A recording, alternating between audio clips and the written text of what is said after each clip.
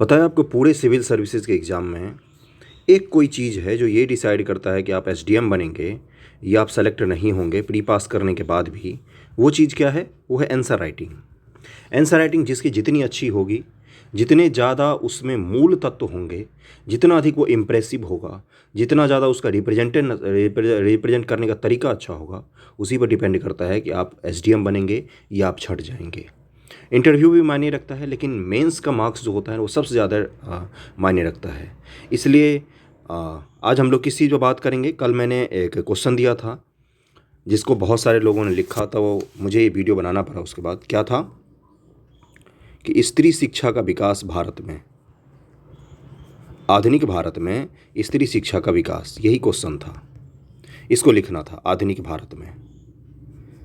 बहुत सारे बच्चों ने क्या गलती की वो भी मैं बताऊंगा, लेकिन आप अगर चैनल पर नए तो सब्सक्राइब कर लीजिए। हम रेगुलर प्रैक्टिस करते हैं आंसर राइटिंग को, और बेस्ट आंसर कैसे लिखा जाता है ये मैं सिखाऊंगा आपको बेसिक से। बेसिक के मैं क्यों बात कर रहा हूँ? क्योंकि बेसिक अगर आपका क्लियर नहीं होगा तो आप क्या करेंगे, वहाँ पर जाके गलतियाँ कराएंगे एग्जामिनेशन में। और आप गलती जब करेंगे आंसर राइटिंग में, तो आंसर राइटिंग में गलती करने के बाद अपने आप छट जाते हैं। ये चीज़ फैक्ट होता है, सच्चाई को हमेशा स्वीकार करना चाहिए। और आंसर राइटिंग ऐसी चीज़ है जो आप जब तक प्रैक्टिस नहीं करेंगे तब तक आप उसमें परफेक्ट नहीं हो सकते हैं। परफेक्ट होने के लिए आपको इसका प्रैक्टिस करना ही पड़ता है। लेकिन उसके प्रैक्टिस करें क्या, क्या लिखे भाई जब कुछ आता ही नहीं है आपको।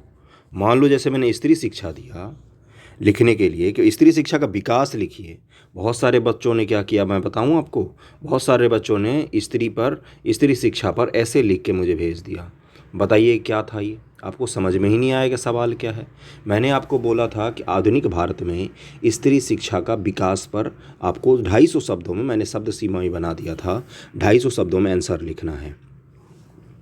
तो वो मैं पूरा फैक्ट आपको दिखाऊंगा। क्या समय दिखाऊंगा एक बार दिखा देता हूँ, लेकिन उससे पहले बेसिक की चीज़ें, ये पूरा फैक्ट मैं आपको दिखाऊंगा कैसे क्या कौन कौन सी चीज़ें आपके आंसर में होना चाहिए था। कोई भी जब कॉपी चेक करने वाला आंसर चेक करता है ना, तो क्या आपको लगता है वो पूरा आंसर पढ़ता होगा? नहीं पढ़ता है वो पूरा आंसर। पता है वो क्या ढूंढता है उसमें? वो पूरे आंसर में एक ही चीज़ ढूंढता रहता है, क्या? कीवर्ड्स। जैसे आप अगर स्त्री शिक्षा पर आप आंसर लिखोगे और उसमें ईश्वर चंद्र विद्यासागर जी का नाम मुझे नहीं दिखेगा, डी.के. कर्वे जी का नाम नहीं दिखेगा, या सावित्री बाई फुले का नाम नहीं दिखेगा, तो मैं उस आंसर को कैसे अच्छा मान लूँगा? स्त्री शिक्षा का विकास आप जब भी लिखेंगे तो इन चीज़ों का नाम आपको लिखना पड़ेगा। आपको ये लिखना पड़ेगा कि हंटर आयोग और वुड डिस्पैच जिसको भारत में शिक्षा का विकास का क्या कहा जाता है? मैग्ना कार्टा कहा जाता है। और कौन सा आयोग मैंने बोला? हंटर आयोग। इन सब चीज़ों का जब मुझे कीवर्ड्स नहीं दिखेंगे ना आपके आंसर में, तो आपका आंसर इफेक्टिव नहीं होगा। आंसर दो तरीके के होते हैं, एक होता है जो मार्क्स पाने के लिए आंसर लिखे जाते, एक होता है जो बस क्वेश्चन को अंत तक लिखना है आंसर, इसलिए बस लिख रहे हैं। तो वो आंसर किसी काम का नहीं होता है बंधुओं। मुझे आप लोगों से बिल्कुल सच बोलना चाहिए, मुँह पर बोलना चाहिए। कोई ऐसा नहीं होगा कि आप कैसे भी लिख के आ जाओगे और आपका सिलेक्शन हो जाएगा मेंस में, ये चीज़ नहीं हो पाएगा। भले आप किसी भी कैटेगरी से बिलोंग करते हो, इस चीज़ का ध्यान रखना। या कैटेगरी से अगर आप पास भी कर जाते हो तो आपके मार्क्स इतने कम होंगे कि आपका मेरिट लिस्ट में नाम नहीं बन पाता है। इस चीज़ का ध्यान रखिए। इसलिए आंसर राइटिंग जो आपका होना चाहिए वो बिल्कुल धारदार होना चाहिए। और आंसर राइटिंग की सबसे बड़ी खूबी क्या होती है वो मैं बता देता हूँ आपको। मैं बेसिक से लिखना सिखाऊंगा, उसकी चिंता मत कीजिएगा। लेकिन मूल चीज़ क्या होता है ना कि पहले आप इस चीज़ को तो एक्सेप्ट करें। अगर किसी को लिखना नहीं आता है, लिखना आता ही नहीं है उसको, और वो ये जिद मान के बैठ जाए कि मैं तो बहुत अच्छा आंसर लिखता हूँ, सीखने की कोशिश ना करे, तो वहाँ पर उससे गलती हो जाती है। आप अगर गलत लिख रहे हैं तो इसमें कोई बड़ी खामी नहीं है। गलत आंसर लिखते हैं लोग, लेकिन अगर आप में सुधार करने की प्रवृत्ति नहीं होगी, आप में इस चीज़ का प्रवृत्ति नहीं होगा कि हाँ मेरा आंसर गलत है, अगर किसी ने सजेस्ट किया है तो मैं सुधार करूँ, तो आप में कभी सुधार नहीं होगा, कभी कोई इम्प्रूवमेंट नहीं हो पाता है। अच्छे आंसर की खासियत क्या होती है? पहली खासियत होती है कि सवाल के कीवर्ड्स जो होते हैं वो उसको लेकर लिखा जाता है।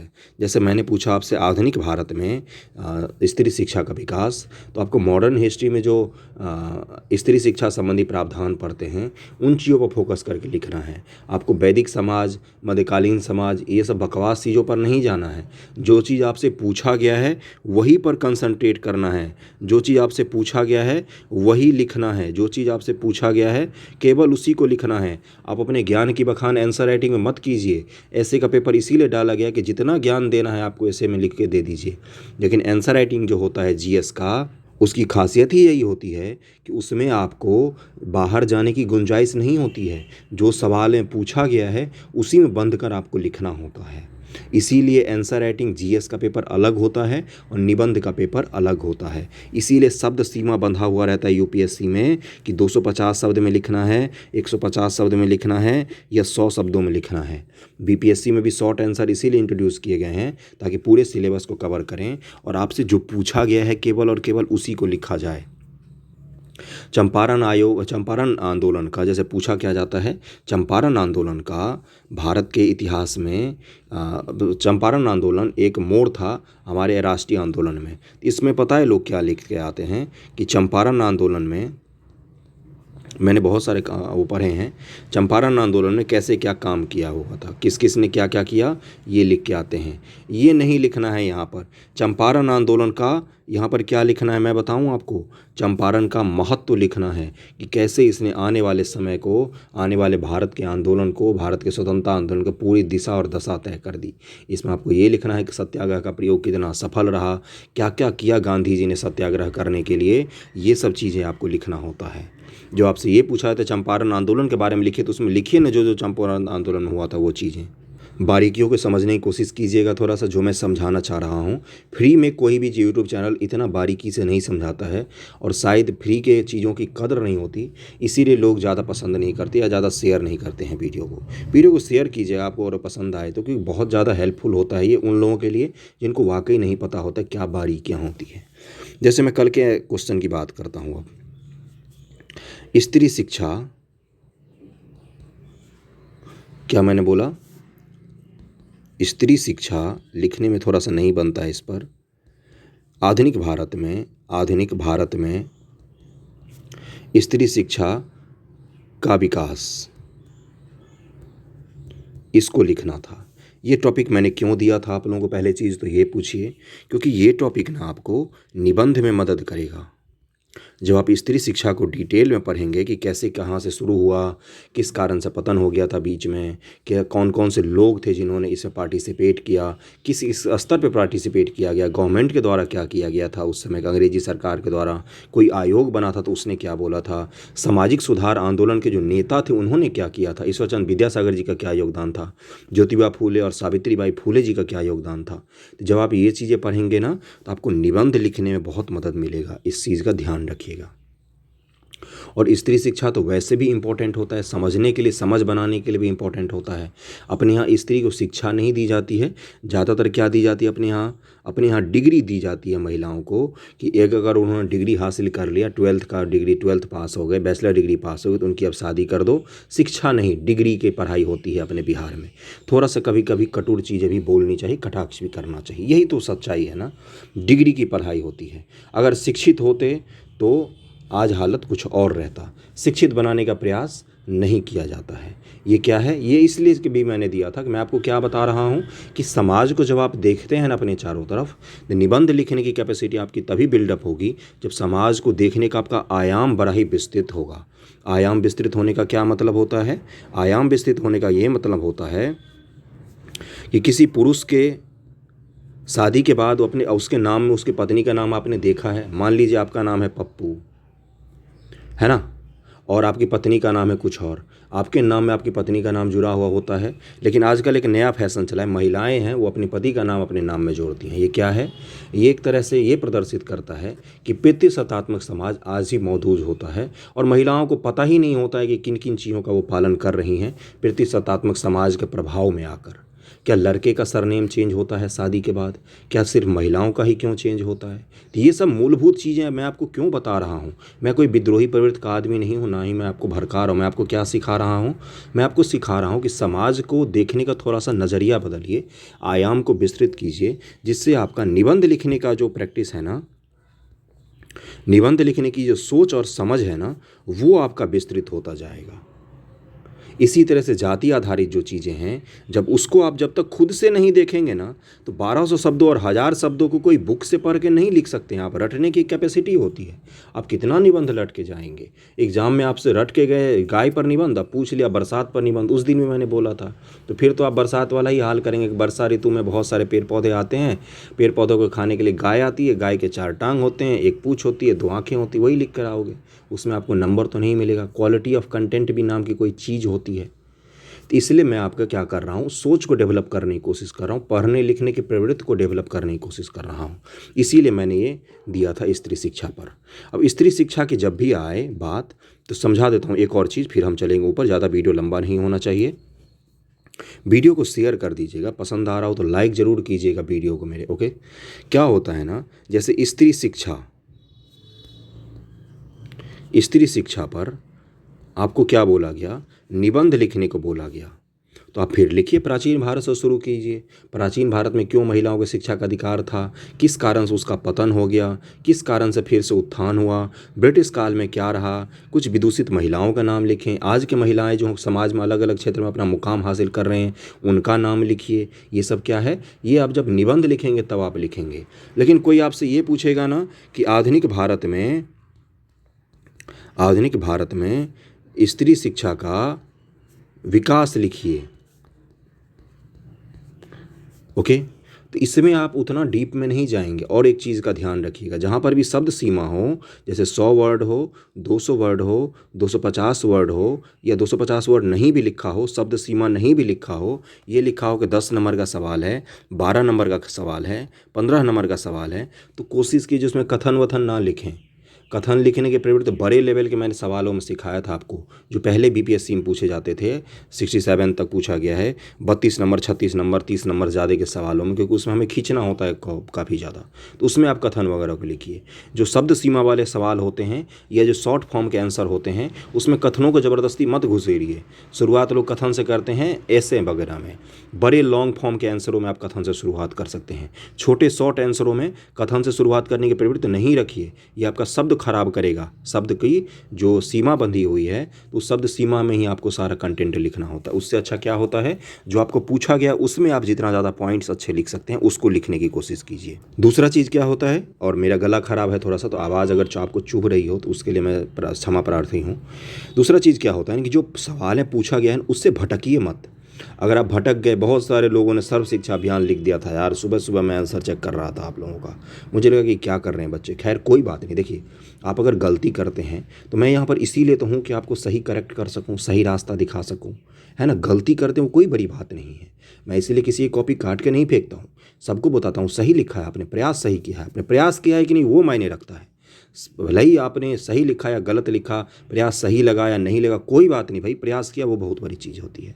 ओके, इसलिए जब आपको शॉर्ट फॉर्म के आंसर पूछे जाएँ, 100 शब्द, 200 शब्द, 250 शब्द या शब्द ना लिखा रहे, 12 नंबर, 15 नंबर, 10 नंबर के सवाल, ऐसे में कथनों का नहीं लिखना है, डायरेक्ट पॉइंट पर आ जाइए। और ज़्यादा बड़ी भूमिका भी नहीं बांधनी है, 2 से 3 लाइन भूमिका काफ़ी होता है। सबसे ज़्यादा आपको क्या लिखना है, मुख्य हिस्सा पर फोकस करना है, मुख्य हिस्सा को सबसे अधिक लिखना है आपको, इस चीज़ का ध्यान रखिएगा। फिर कंक्लूजन दीजिए पॉजिटिव रिमार्क्स के साथ, कुछ उसमें नकारात्मक चीज़ें मत लिखिए कंक्लूजन देते समय। कंक्लूजन में हमेशा पॉजिटिव चीज़ों को दिया जाता है।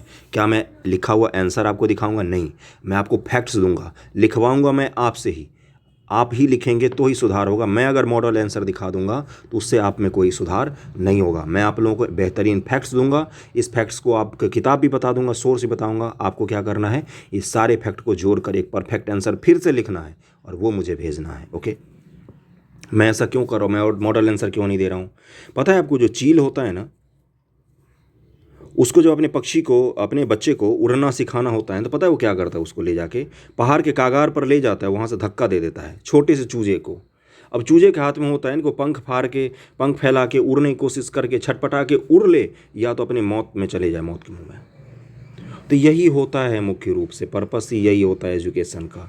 स्पून फीडिंग के कारण बच्चों की क्वालिटी ख़राब होती है। जब तक आप खुद से कोशिश नहीं करेंगे तब तक आप सफलता नहीं हासिल कर सकते हैं। चलिए फैक्ट्स मैं दिखाता हूँ कहाँ से लिया है मैंने ये। मुझे खुद भी, मैंने ये सब पढ़ा है इसलिए मुझे वो भी है। बाकी स्पेक्ट्रम की बुक आपको मिल जाएगी, स्पेक्ट्रम में ये टॉपिक आपको मिलेगा। और BL ग्रोवर की बुक मैं पढ़ता हूँ, वो मुझे हिस्ट्री के लिए अच्छी लगती है, तो उसमें भी है ये चीज़। ओके, क्या है, आधुनिक भारत में स्त्री शिक्षा का विकास, जो मैं आपको फैक्ट्स दूंगा वो क्या है, क्रमबद्ध में होना चाहिए आंसर। एक और चीज़ मैं बता देता हूँ, जैसे आधुनिक भारत में आपने स्त्री शिक्षा का विकास लिखा, तो मान लो जैसे मैंने 19वीं शताब्दी में क्या कहाँ से लिखा है, 1819 के आसपास से मैंने लिखा है। बेथुन स्कूल की स्थापना होती है 1819 से। मैंने लिखना शुरू किया, बढ़ता गया, कहाँ तक आ गया मैं, आज़ादी तक आ गया।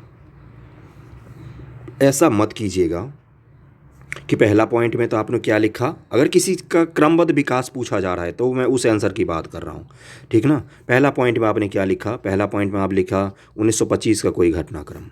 दूसरे पॉइंट पे आप कहाँ चले गए, 1825 के घटनाक्रम, ये क्या हो रहा है। फिर तीसरे पर आप कहाँ पे आ गए, 1947 के घटनाक्रम पर। जब किसी चीज़ का विकास पूछा जाए तो सीक्वेंस वाइज में लिखिए। जैसे पूछा जाएगा कि महिलाओं की स्थिति भारत के इतिहास में, तो सबसे पहले आप कहाँ से शुरू करेंगे, किसी अनुभव को डाल देंगे। मान लो ऐसे कि मैं बात कर रहा हूँ, किसी अनुभव को डाल सकते हैं तो डाल दीजिए, नहीं तो बिल्कुल प्राचीन, फिर मध्यकाल, फिर उत्तर मध्यकाल, फिर पूर्व आधुनिक काल, फिर पोस्ट आधुनिक पीरियड का जो बात होता है, फिर आज़ादी के बाद का, ऐसे क्रम वाइज में लिखना हमेशा आंसर को। जब भी आपको किसी चीज़ के डेवलपमेंट के बारे में पूछा जाए तो सीक्वेंस का ध्यान रखिएगा। ओके, वीडियो पसंद आ रहा तो लाइक ज़रूर करना, सब्सक्राइब कर लेना चैनल को, कंटेंट तो अच्छा मिलता ही है आपको। चलिए शुरू करते हैं। 19वीं शताब्दी में समाज में यह भ्रांति व्याप्त थी कि हिंदू शास्त्र स्त्री शिक्षा की अनुमति नहीं देते हैं तथा शिक्षा ग्रहण करने पर देवता उसे वैधव्य का दंड देते हैं। वैधव्य का मतलब उसको विधवा बना देते हैं महिलाओं को। ऐसा क्या था, ऐसा अंधविश्वास था, अपने समाज में व्याप्त था। इस चीज़ का ध्यान रखिएगा। सबसे पहला प्रयास किया ईसाई मिशनरियों ने। आपको पता होगा कि 1813 के एक्ट में 1 लाख रुपए का प्रावधान किया गया था शिक्षा के लिए, स्त्री शिक्षा नहीं, शिक्षा के लिए प्रावधान किया गया था।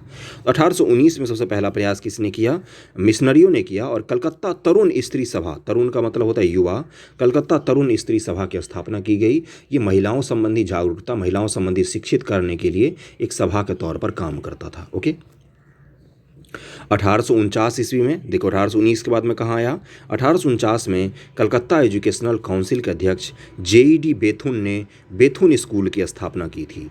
बेथुन स्कूल की स्थापना अपने आप में बहुत बड़ी उपलब्धि थी। बेथुन का प्रयास अब तक का सबसे सशक्त प्रयास था, परंतु ईश्वरचंद विद्यासागर की देन महान है स्त्री शिक्षा के क्षेत्र में। स्त्री शिक्षा के क्षेत्र में जितना काम ईश्वरचंद विद्यासागर जी ने किया है, उतना काम पूरे भारत के स्वतंत्रता आंदोलन में किसी ने भी नहीं किया है। इनके बारे में जाकर डिटेल में पढ़िए, गूगल पर सर्च कीजिए, रील देखते हैं, फेसबुक चलाते हैं, उससे अच्छा इनके बारे में थोड़ा सर्च कर लीजिए।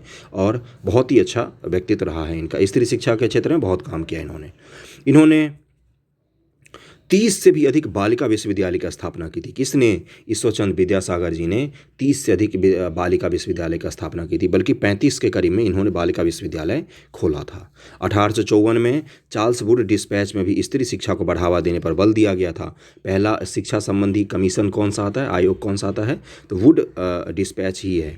इसी के रिकमेंडेशन के आधार पर 1857 में जब देश में विद्रोह चल रहा था तो 3 यूनिवर्सिटी, एक कलकत्ता यूनिवर्सिटी, एक बॉम्बे यूनिवर्सिटी और एक मद्रास यूनिवर्सिटी की स्थापना की गई थी भारत में, लंदन यूनिवर्सिटी के तर्ज पर। किसकी यूनिवर्सिटी के तर्ज पर, तो लंदन यूनिवर्सिटी के तर्ज पर। तो इस आयोग ने महिलाओं शिक्षा को बढ़ावा देने के लिए भी बल दिया था। इसके बाद कौन सा आयोग बनता है, हंटर कमीशन बनता है, जो ये जांच करता है कि वुड डिस्पैच में जो सिफारिशें की गई थी, स्कूल कॉलेज जो खोले गए, क्या वो ढंग से काम कर रहे हैं कि नहीं। तो हंटर आयोग भी क्या बोलता है कि स्त्री शिक्षा के क्षेत्र में आप अच्छा काम नहीं कर रहे हैं। ये खेद प्रकट करता है कि महिला शिक्षा का अपर्याप्त प्रबंधन है आज भी देश में। 1882-83 की मैं बात कर रहा हूँ, 140 साल पहले की। महाराष्ट्र में दलित समाज सुधारक ज्योतिबा फूले और दलित महिलाओं के अनेक स्कूल खोले। ज्योतिबा फूले जो हैं, इन्होंने कौन सा लिखा है, तो आपने पढ़ा होगा, इनके बारे में बहुत सारी सभाओं का गठन किया है इन्होंने। गुलामगिरी जैसी पुस्तक लिखी है इन्होंने, और जातवाद के बिल्कुल दलितों के बहुत बड़े नेता थे अपने ज़माने के। तो पता है इनकी पत्नी थी सावित्री बाई फूले। सबसे पहले इन्होंने क्या किया पता है, अपनी पत्नी को शिक्षित किया, उनको पढ़ाया। क्यों पढ़ाया, क्योंकि उस समय तक शिक्षा और शिक्षण का काम कौन लोग करते थे, तो ब्राह्मण लोग करते थे। और महाराष्ट्र में जाति प्रथा जो थी वो अपने चरम पर थी। इन्होंने अपनी पत्नी को सबसे पहले पढ़ना सिखाया, पढ़ाया उनको, सावित्रीबाई फूले को। फिर सावित्रीबाई फूले को भारत की पहली महिला शिक्षिका के रूप में जाना जाता है। सावित्रीबाई फूले बहुत सारे दलित महिलाओं को, बच्चियों को पढ़ाने में इन्होंने बहुत बड़ा योगदान किया है। ज्योतिबा फूले फूले और उनकी पत्नी सावित्री बाई फूले ने। सावित्री बाई फूले जब घर से निकलती थीं तो 2 साड़ी लेकर जाती थी। क्यों? क्योंकि रास्ते में लोग उन पर, क्योंकि उस समय दलितों को शिक्षा का अधिकार नहीं दिया गया था, तो रास्ते में लोग इन पर कीचड़ फेंकते थे, ईंट पत्थर फेंकते थे, गोबर फेंक देते थे। इनका पूरा कपड़ा गंदा हो जाता था स्कूल पहुँचते पहुँचते। फिर स्कूल पहुँचती थी, फिर दूसरा साड़ी निकालती थी झोले से, फिर उसको पहनती थी, फिर पढ़ाती थी। आपको लगता है कि आप संघर्ष कर रहे हो जीवन में, ज़रा इसको इमेजिन करो, तब आपको पता चलेगा कि किन किन लोगों ने क्या क्या संघर्ष किया है। इसलिए कि आप अभी बैठकर मोबाइल पर मेरा वीडियो देखें, पढ़ें और नौकरी हासिल करें। आगे बढ़ते हैं। तो सावित्री बाई फूले जी का नाम जरूर आना चाहिए। जब भी स्त्री शिक्षा का विकास पर ऐसे लिखें, आंसर लिखें, इनका नाम नहीं होगा तो आपके आंसर को काट दिया जाएगा, नंबर नहीं मिलेंगे, कम नंबर मिलेंगे। 1914 में स्त्री चिकित्सा सेवा ने स्त्रियों को नर्सिंग और एवं मिडवाइफरी के क्षेत्र में प्रशिक्षण देने का सराहनीय कार्य किया। जो देखो मैं बताता हूँ इस समय हुआ क्या था। और आपको पता है 1914 से 1917 के बीच में जब प्रथम विश्व युद्ध पूरा का पूरा चरम पर था अपने, तो इस समय स्त्रियों के क्षेत्र में, स्त्रियों के दशा दिशा में खूब सुधार हुआ था। पूरे दुनिया की मैं बात कर रहा हूँ। महिलाओं को काम करने के लिए पहली बार इसी समय नियुक्त किया गया कि महिलाएं कंपनियों में ढंग से काम कर सकें, यूरोप के कंपनियों में। और उनको बहुत विभिन्न विभिन्न पद दिए गए। क्यों दिए गए पता है आपको? क्योंकि सारे पुरुष जो थे वो कहाँ चले गए थे? सारे पुरुष चले गए थे युद्ध पर यूरोप के। तो सिर्फ शहरों में कौन रह गई थी? तो महिलाएं रह गई थी। तो उनको काम करने का अधिकार दिया गया। उन्होंने शासन प्रशासन में बढ़ चढ़ कर हिस्सा लिया। उन्होंने और क्या किया? इसी के बाद जब महिलाओं ने ये सब काम करना शुरू किया तो इनको क्या पता चला? अरे लोगों को ये पता चला कि महिलाएं भी उतनी ही काम कर सकती हैं जितना पुरुष काम कर सकती हैं। ये सबसे बड़ा भ्रम है कि महिलाएं शारीरिक रूप से उतना काम नहीं कर सकती हैं। इसी के बाद क्या आप देखते हो, महिलाओं को वोटिंग का अधिकार दिया जाता है 1918 1919 के आसपास, ब्रिटेन में, न्यूजीलैंड में, सभी जगहों पर।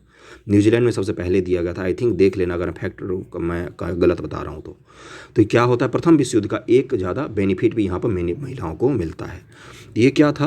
ये पूरी दुनिया में ही महिलाओं के उत्थान का समय शुरू होता है प्रथम वर्ल्ड वॉर के बाद। ये किस्सा मैंने कहाँ से पढ़ा? कोई विशेष किताब पढ़ता हूँ मैं? नहीं, ये NCERT आप पढ़ेंगे तो वहाँ पर आपको मिल जाएगा। 7th या 8th की NCERT में ही है। 1916 में प्रोफेसर D.K. कर्वे ने भारतीय महिला विश्वविद्यालय की स्थापना की। पहली बार वुमेन यूनिवर्सिटी की स्थापना की प्रोफेसर D.K. कर्वे ने 1916 में। तो यह स्त्री शिक्षा में मील का पत्थर साबित हुआ। आज़ादी के पश्चात विभिन्न स्तरों पर महिला शिक्षा को प्रोत्साहित करने का फैसला लिया गया है। महिलाओं को जो विभिन्न क्षेत्रों में आरक्षण दिया जाता है या वित्तीय सहायता दी जाती है, साइकिल दी जाती है, ये सब क्या है? ये सब स्त्री शिक्षा को प्रोत्साहित करने का काम ही किया जाता है। महिला शिक्षा का विकास कैसे हुआ आधुनिक भारत में, वो तो आपको क्लियर हो गया होगा एक एक करके। और भी बुक को पढ़िए, इंटरनेट पर सर्च कीजिए, ढंग से आपको सारे फैक्ट मिल जाएंगे। वीडियो कैसा लगा ये ज़रूर बताना मेरे भाइयों बहनों, और शेयर कर देना जहाँ भी हो सके वीडियो को। Okay, thank you so much आप सभी का।